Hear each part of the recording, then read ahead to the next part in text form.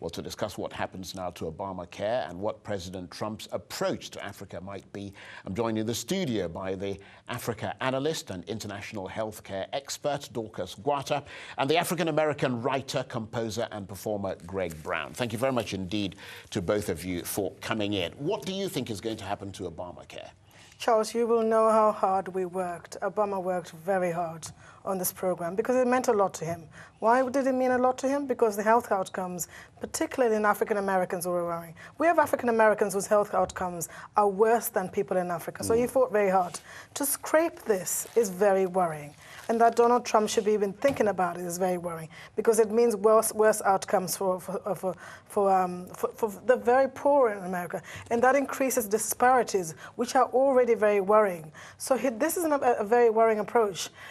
He needs to do his math, though. He needs to get a calculator out, because I think this is where Donald Trump is not articulate enough. It'll take him a very long time to try and scrape it off. A lot of that time could be better spent on other policies. It'll take him about 2-3 years to get this through, all of which he'll be due for re-election. So very worrying times for Americans. But of course, he's got the support, Greg, of both houses of Congress, which President Obama didn't have. So it may not take that long, especially given that the Republicans, as a group, have already come out and said, this is what we want him to do first, repeal Obamacare. Yes, but I mean, if you look at the budget, budgetary concerns regarding building a wall, how much money is that going to take? You know, I'm sure that there are certain, the majority of both houses are going to probably give him a tap on the wrist and say, look, we can't do that. We can't do this. You know, I mean, he wants to build a wall. He wants to rebuild the infrastructure of America. Yeah, but we're talking about repealing Obamacare because particularly for African Americans, a lot of people who are, if you like, on the poverty line. Yes. I mean, it was their first chance of actually having something, you know, that would give them a sort of guaranteed health care, and now it's under threat. Well, I mean, it's like Dorcas said. I mean, how long is it going to take? You know, it took Obama, what, 8 years to put all that into place? And he's just going to do it in a matter, it'll take him 4 years even just to get on the front page. Now, Dorcas, let's just move on from there because we haven't got that too much time. I mean, let's talk about what a Trump presidency will mean for the countries of Africa. Does he actually know anything or care about Africa? I shiver at the thought of him in that continent. I shiver at the thought of him commenting on African women. Will he see us for who we are? Will he value our cultures? Will he understand who we are?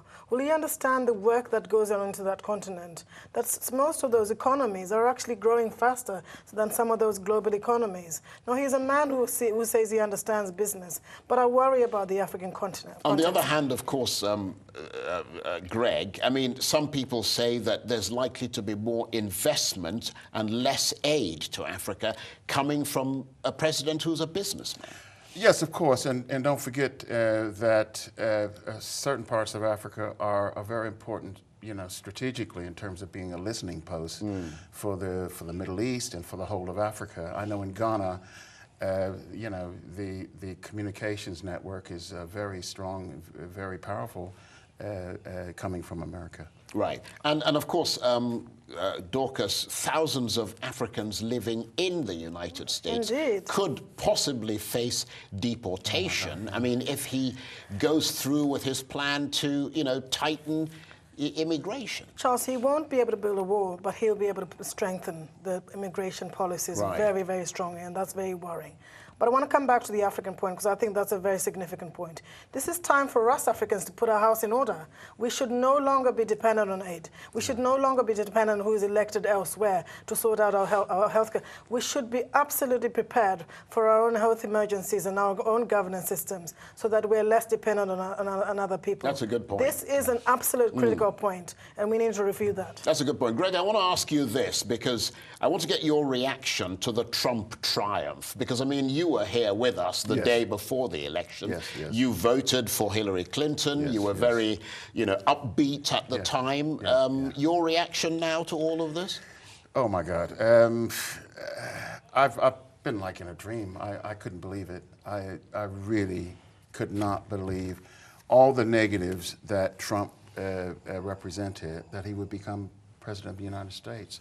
So it's a worrying situation, and I'm worried about my family. I mean, I have 2 brothers that are Muslims. You know, what are they going to do? You know, what are certain communities going to do? Are they going to arm themselves? You know, my brother. This is a new democracy, though, Charles. I mean, this is right across the globe. We're beginning to see new democracies that are speaking very loudly to governments and saying, if you do not listen to us, this is how we're going to vote you out. And I think this is a global issue. I mean, it's not just Trump. We've seen many protests, allegations, and I think around the world we should be very concerned. My biggest concern is for the refugees and the vulnerable groups. What's going to happen in Europe? You know, are the rest of the European countries going to follow suit? You know, Le Pen. You know, huge.